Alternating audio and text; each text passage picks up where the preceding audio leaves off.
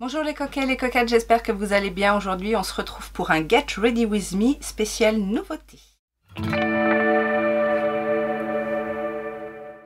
Oui, aujourd'hui, j'avais envie de vous faire un petit make-up du jour avec toutes les nouveautés, enfin pas toutes les nouveautés parce que vous savez qu'il y en a énormément, mais avec quelques nouveautés, surtout celles dont vous m'avez demandé un retour assez rapide.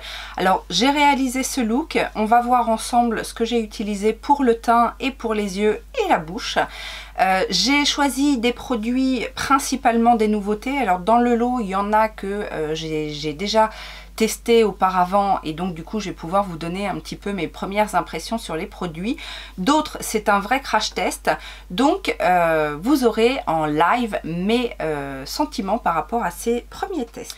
Avant toute chose, je me présente, je suis Laetitia la coquette, je vous accueille dans mon monde de coquetterie et si vous êtes fan de make-up et de cosmétiques en règle générale, vous êtes sur la bonne chaîne. Alors si tu débarques par hasard, abonne-toi, n'hésite pas à enclencher la cloche de notification et à me rejoindre sur mes réseaux sociaux que sont Facebook et Instagram, tu as les liens en barre d'informations.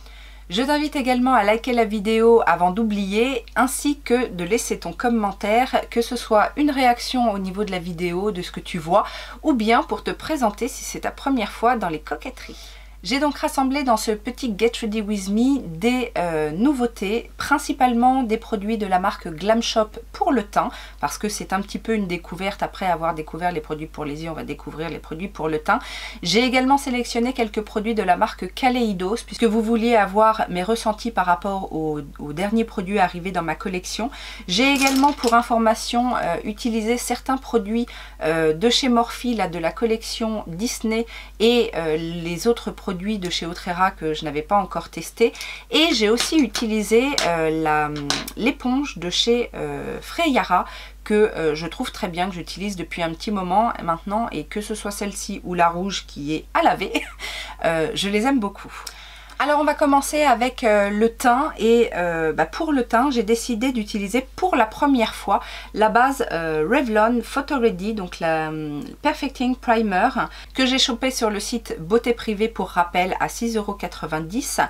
Alors première impression sur cette base, elle fait effectivement un très joli canevas sur la peau, elle va venir flouter les pores, donner un petit coup d'éclat également.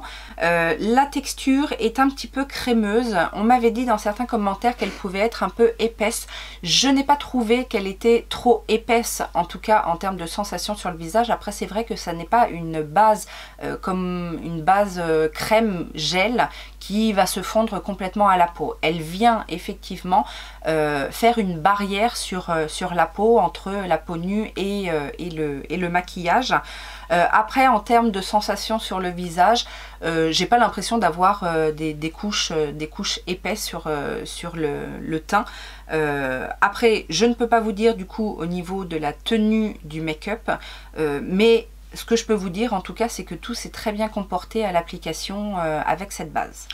Pour le fond de teint, j'ai décidé d'utiliser le fond de teint de chez Peripera, donc ça c'est de la K-Beauty. J'avais voulu tester depuis bien longtemps le Double Longwear Cover Foundation. C'est un fond de teint avec un SPF 45, donc c'est surtout ça qui m'avait beaucoup intéressé. C'est un fond de teint qui est dit très couvrant, mais dont je trouve la texture super fine. Donc vous allez voir à l'application, il paraît très très clair. Je l'ai pris en teinte 02 Natural Beige. Après c'est vrai qu'en K-Beauty, les fonds de teint ont une tendance à être relativement clairs, pâles, donc c'est là un petit peu la difficulté. Celui-ci, si mes souvenirs sont bons, il y a quand même un large choix de teintes par rapport à d'autres, parce que c'est vrai que c'est aussi ça le problème, et ça reste toujours dans les teints light à médium, on a rarement des teintes foncées. Celui-ci effectivement paraît un peu pâle à l'application, mais une fois bien estompé, je trouve qu'il n'y a plus trop grande différence. Ce sera clairement un fond de teint que je vais utiliser plutôt en période hivernale plutôt qu'en été, mais ça se fond relativement bien. La couvrance, je la trouve très bonne. Il est imperceptible malgré le SPF important et malgré la couvrance. Donc ça fait plusieurs fois que je le teste et j'en suis vraiment très satisfaite. Je ne peux que vous le conseiller, surtout que c'est un petit prix, il coche pas mal de cases en termes de caractéristiques par rapport à un fond de teint. Si vous arrivez à trouver votre teinte, vraiment je vous le conseille. On va passer maintenant à l'anti-cerne. Alors là, ça n'est pas une nouveauté, c'est un produit que j'ai mis dans ma rotation make-up. C'est l'Effacerne soin teinté unifiant anti-cerne de chez Lancôme. C'est un produit que j'ai ressorti en fait suite à mon test du dernier correcteur de chez Lancôme, le teint Idol Ultra Wear All Over Concealer, que j'ai beaucoup aimé. Et je me souvenais effectivement que celui-ci était très bien également. Je dirais qu'il est un petit peu plus crémeux que le teint Idol Ultra Wear, mais j'aime beaucoup en fait le résultat d'une part, la couvrance, la sensation aussi tout au long de la journée. Il a effectivement une très bonne tenue. Il a en plus un SPF 12, ce qui n'est pas négligeable en fait pour un correcteur. J'ai la teinte 02 beige sable et ce produit là également, si vous aimez les textures un peu crémeuses, je pense qu'il est peut-être un petit peu moins sec au final que le teint Idol Ultra Wear. Le teint Idol Ultra Wear est effectivement plus fin peut-être un petit peu moins couvrant aussi, mais celui-ci, je dois dire que entre les deux, mon cœur balance parce que celui-ci, son plus, c'est vraiment la longue tenue et le confort tout au long de la journée. On va passer maintenant à un produit de la marque Glam Shop. Quand je vous l'ai présenté, vous avez été nombreux et nombreuses à réagir par rapport à cet highlighter. C'est un highlighter crème qui s'utilise aussi bien sur le visage que sur le corps. J'ai la teinte rose gold et j'aime effectivement beaucoup le rendu de cet highlighter. Il est très naturel, mais en même temps il se voit très bien. Il a une très bonne tenue et les reflets sont effectivement parfaits parce que ça vient bien se fondre à la peau, ça attrape la lumière. C'est une texture qui n'est pas très fine, mais comme vous pouvez le voir dans l'application, moi je l'utilise avec une éponge et ça se fond très bien. Et c'est clairement un highlighter que je peux mettre, que je peux faire un petit peu dépasser en termes de zone. Moi je l'applique vraiment sur le haut du visage, j'entoure et le haut de la pommette et aussi le début du front parce que ça se fond très bien. Alors là sur le résultat final j'ai rajouté quelque chose, mais ça on en reparle à la fin. Alors j'ai voulu tester également, c'est pas la première fois aujourd'hui, le blush crème de chez Fenty. Donc ce sont les Cheeks Out et c'est la teinte Peach Face, vous savez, qui était vendue en petit coffret avec le gloss. Alors j'ai réessayé le gloss et même si c'est une autre formule que les premiers que j'avais testés, je trouve que c'est pareil, c'est-à-dire que c'est quand même assez épais, assez présent sur la bouche pour ne pas avoir grande pigmentation, je trouve, sur la teinte et moi je les sens en fait, donc c'est pas mes préférés. Après c'est vrai que le rendu est joli, mais voilà. Pour le blush qui, je vous le rappelle, est de cette teinte là, les quelques fois où je l'ai testé, ben j'ai pas été transcendée en fait. J'ai des blush crème qui sont plus pigmentés, qui se travaillent mieux et surtout qui ont une meilleure tenue. Là pour information, le peu qu'on voit de blush, j'ai été obligée de rajouter une couche parce que ça s'estompe assez facilement, je trouve. Donc si vous aviez peur de la teinte, n'ayez pas peur parce que c'est assez subtil. En général ce genre de blush, j'aime bien les appliquer à l'éponge, c'est ce que je fais principalement avec tous mes blush crème. Sauf que là à l'éponge il n'y a rien. En fait la texture fait que l'éponge absorbe le produit et il ne se passe pas grand chose. Donc le mieux c'est effectivement au pinceau si vous voulez un rendu assez intense. Si vous voulez quelque chose d'assez subtil, l'application au doigt peut être certainement une bonne solution, mais pour ma part ça n'a pas été plutôt à la hauteur de mes espérances par rapport à ce produit là. J'ai également utilisé un autre produit de chez Glam Shop pour faire mon teint, c'est le bronzer, donc le bronzer crème que moi j'ai en teinte Cool Olive. Je l'ai principalement utilisé pour faire mon contour du visage, donc au niveau des joues, pour creuser mes joues, mais je l'utilise aussi pour mon contour du nez, pour faire mon contour de l'ovale du visage et un petit peu aussi sur le haut du visage, le front et les tempes. C'est un produit qui se blende bien. C'est une texture fondante. C'est pareil, c'est quelque chose qu'on peut construire. Après, moi, c'est vrai que la teinte que j'ai choisie, Cool Olive, me permet de l'utiliser principalement en contour, parce que même si j'étale, hein, je diffuse un petit peu la matière, je trouve que c'est trop froid pour un bronzer comme je les aime. Donc en général, quand je l'utilise, je fais mes contours, je l'estompe en fait au niveau de là où je mettrai mon bronzer, mais je viens rehausser le côté un petit peu chaud du bronzer avec un bronzer poudre. Là aujourd'hui justement en bronzer, j'ai utilisé celui de chez Illamasqua, donc c'est la poudre bronzante et correctrice que moi j'ai en teinte Glint Light. Vous savez, c'est ce bronzer en fait à deux parties, un côté mat, un côté plutôt satiné, et cette teinte bleue au milieu qui va venir corriger. Alors je vous l'ai dit quand je vous l'ai présenté en haut, je ne sais pas trop ce que ça doit corriger. Cela dit, ça fonctionne bien, c'est un bronzer qui va se travailler très très facilement. C'est une teinte qui se construit, je pense, plus que...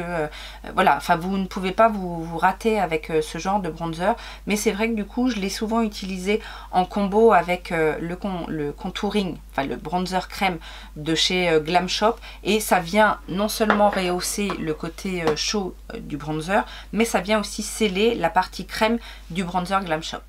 J'ai également utilisé la poudre de chez Jaclyn Hill, donc la Under Eye Powder, poudre contour des yeux que j'ai en teinte moi Brightening Pink. Donc c'est effectivement une poudre lumineuse pour le dessous des yeux, mais comme vous pouvez le voir, moi je l'utilise un petit peu sur tout le visage. C'est une poudre qui va effectivement venir sceller votre correcteur pour le dessous des yeux. Je l'ai utilisé quelques fois, et moi qui ai souvent des problèmes par rapport à mon dessous de l'œil, il devient relativement sec facilement. J'ai pas trouvé que ça empirait avec cette poudre. La teinte effectivement légèrement rosée vient donner un petit coup d'éclat au dessous de l'œil, ça c'est ce que j'aime bien. Elle se fond aussi et elle est très très imperceptible sur le teint. Elle n'est pas lumineuse comme peut l'être la poudre lumineuse de la même marque, hein, d'ailleurs, qui pour le coup elle est pour tout le teint. Mais je trouve qu'elle vient bien sceller et elle est tellement fine qu'elle en devient imperceptible sur le reste du visage. Donc c'est une poudre que j'aime beaucoup. Maintenant je ne l'ai pas utilisée à outrance. Et malheureusement avec des correcteurs qui sont déjà à la base un petit peu plâtreux pour moi, ou un petit peu sec, ça vient pas faire de miracle. Donc voilà, ça fonctionne avec des correcteurs qui se comportent très bien sous mon dessous de l'œil, comme là les Facernes de Lancôme, lui je n'ai aucun souci avec. C'est une bonne poudre pour le dessous des yeux. Le côté lumineux est sympa, elle est très très fine, mais elle ne fait pas de miracle avec des anti-cernes qui sont un petit peu litigieux sous mon contour de l'œil. Je passe ensuite au make-up des yeux, et j'ai juste fait rapidement mes sourcils avec mes deux produits qui sont dans ma rotation make-up. Là il n'y a pas de nouveauté. D'un côté j'ai le Sport Fix de chez Bis, le Brow Liner que j'ai en teinte Light Brown, et je fixe le tout avec le Glossy Fix de chez Relove, petite marque de chez Révolution. Une fois que c'est fait, j'ai juste mis un tout petit peu de ma base P. Louise sur la totalité de ma paupière. J'en mets un tout petit peu parce qu'effectivement c'est une base qui est très accrochante et qui, avec des fards très pigmentés, peut accrocher en fait le pigment. Donc voilà, j'en mets qu'un tout petit peu, je l'estompe bien. Je viens même parfois en général soit la poudrer, soit repasser un petit coup d'éponge par dessus pour absorber le côté un peu gras de la base. Et ensuite je passe bien évidemment à la palette de chez Kaleidos, donc la Escape Pod. Alors, je vais m'attarder quelques instants sur cette palette. Je vais vous faire passer les swatchs de la palette bien évidemment, et vous dire un petit peu ce que j'ai remarqué par rapport à l'ensemble. Alors la Color Story, je vous l'ai dit quand je vous l'ai présentée, je la trouve magnifique. On a une première rangée de fards mat très intense. Là pour le coup on n'a pas de problème de pigmentation. Ce sont des fards un petit peu soyeux, limite un peu crémeux sous le doigt. Ça se travaille très très bien. Par contre effectivement c'est très intense en termes de pigmentation. J'aime beaucoup les couleurs qui ont été choisies. Aujourd'hui, j'ai décidé de travailler principalement avec les deux violets, le premier qui est mauve et le deuxième qui tire un petit peu plus sur le rose. Donc j'ai nommé Soirée d'un côté et Mardi Gras. J'ai utilisé en fait Soirée pour faire mon encadré au niveau du make-up. J'ai intensifié avec Mardi Gras, ce qui va donner un petit côté rosé qui se fume un petit peu en mauve. J'ai fondu le tout avec la teinte Lofi qui est le fard crème le fard beige de la palette. Au niveau des lumineux, en fait, on va avoir les trois premiers qui sont plutôt, on va dire, des toppers. Donc on va avoir Starlight Sonata, Amaretto, Space Oasis. Et les trois suivants sont plutôt des métalliques pailletés, plus intenses, avec une intensité en termes de couleurs. On a Cosmic Cabaret, Galactic Gala et Saturnalia. Alors c'est vrai que au swatch, il n'y a pas une grande différence entre les deux verts, les deux fards verts. Je m'attendais à quelque chose de plus contrasté. Cela dit, ce sont deux très belles teintes, hein, mais je me demande pourquoi ils n'ont pas fait plutôt un vert. Ils auraient pu faire un vert un peu topper et un vert plus intense. Là, il y a un petit chouïa au niveau de la couleur, mais c'est vraiment minime. Et puis après, on a quatre autres teintes mates qui sont pour le coup assez neutres, mis à part le orangé. Mais donc le petit brun qui peut servir de teinte de transition pour beaucoup de make-up, c'est Bossa Nova. On a donc le fameux Lofi. On a Carnival qui est ce joli corail intense. Et en touche d'intensité, le fard Terrasse. Alors je vous ai dit, j'ai fait mon encadré avec le mauve, intensifié avec le violet rose. J'ai fondu le tout avec la teinte beige et ensuite j'ai jeté mon dévolu sur le fard Saturnella que j'ai posé en fait sur toute ma paupière mobile, puisque vous le savez ou peut-être pas, mais j'aime beaucoup en fait jouer avec les violets, mauves et verts. Je trouve que c'est une association assez intéressante, surtout quand on a les yeux verts. Et j'ai terminé avec la teinte Starlight Sonata que j'ai mis en coin interne en fait, bien fondu au reste, en touche lumière et ainsi que en ras de cils, en début de ras de cils inférieur. Alors je n'ai eu aucun problème à travailler ces fards, je vous dis tout fonctionne très bien.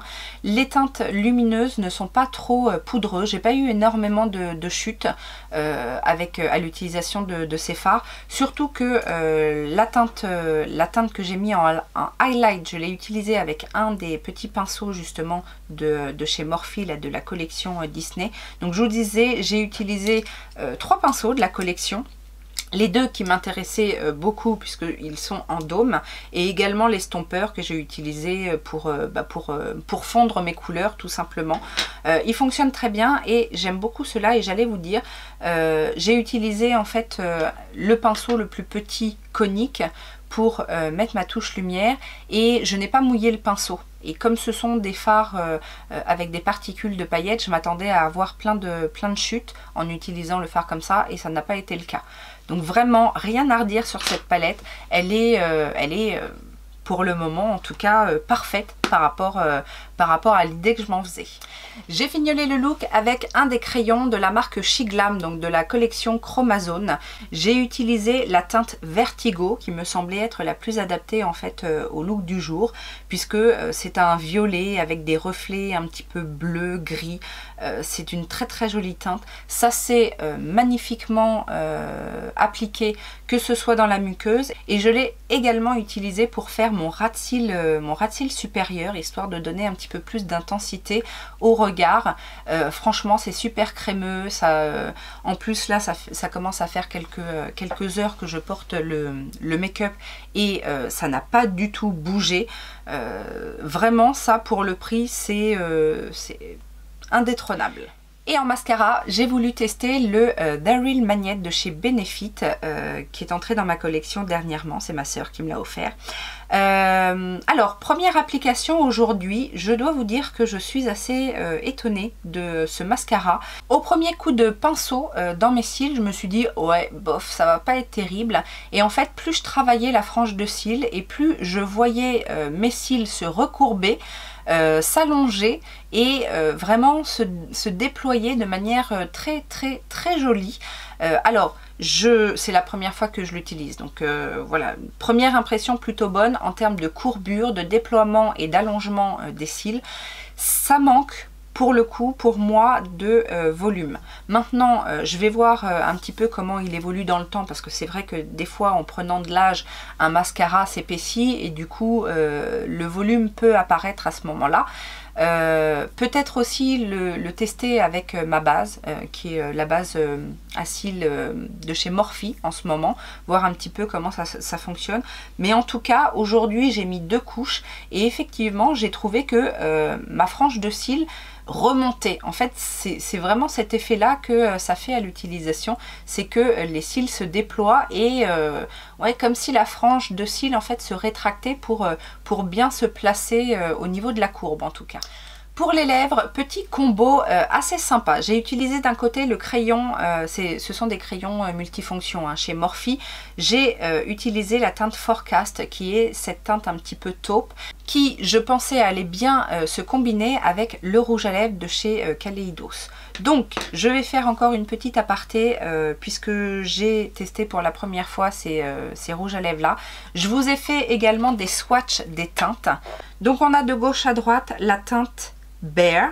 On a ensuite la teinte Mercury Wave et c'est celle-ci que j'ai décidé d'utiliser aujourd'hui. Ensuite, on a la teinte Pink Moon. Et pour finir, la teinte Wild Apple. Alors je vous ai dit, j'adore le packaging en métal et avec le design sur la boîte. C'est très beau.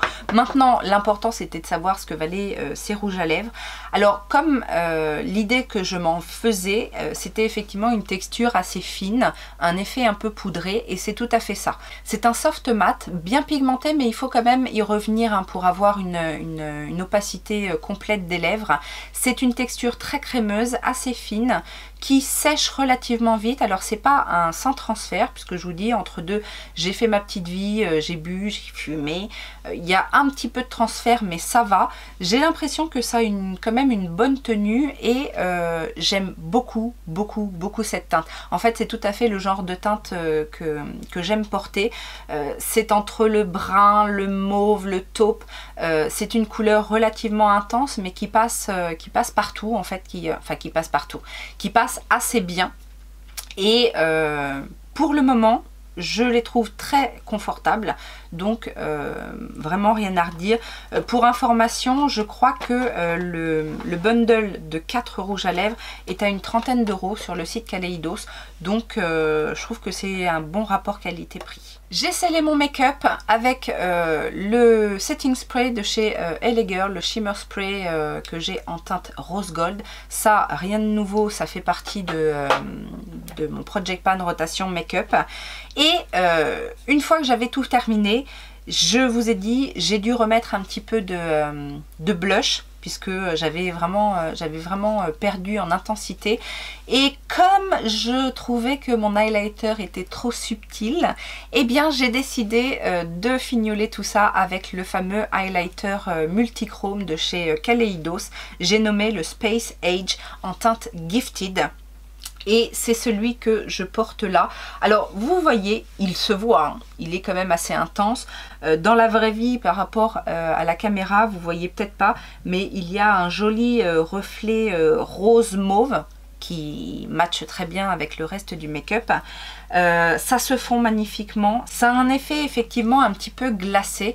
De près, on voit effectivement les perles, mais de loin, ça a vraiment un effet glacé et vraiment le plus, pour en avoir testé pas mal, hein, des comme ça, dans ce style-là, vraiment le plus, c'est la texture de l'highlighter. J'en ai qui ont des reflets un petit peu similaires, même si c'est pas aussi intense, mais bien souvent, ce sont des textures un petit peu accrochantes qui vont venir mettre un peu l'emphase sur la texture de peau. Et là, ça n'est pas du tout le cas. C'est en termes de qualité d'highlighter, je trouve, et si vous aimez ce genre de rendu, c'est très beau. C'est une très bonne qualité. Donc là-dessus, je ne peux pas le nier. Voici donc tous les produits que j'ai utilisés aujourd'hui pour réaliser ce look. J'espère qu'il vous plaît. Moi, en tout cas, il me plaît. C'est le look que j'ai décidé en fait de faire pour ce soir. Enfin, cet après-midi, j'ai la compétition de gym de ma fille. Donc voilà, c'est un petit look dédicace, on va dire. Qu'est-ce que je peux dire sur tout ce que j'ai utilisé aujourd'hui? Dans l'ensemble, je suis ravie de la qualité des produits. Maintenant, le produit qui m'a le moins convaincu, je dirais le fard crème pour les joues de chez Fenty. Alors, est-ce que ça vient de la teinte ou est-ce que ce sont tous les produits comme ça? En même temps, j'ai pas forcément envie d'en acheter un autre pour être sûre parce que je suis pas super fan.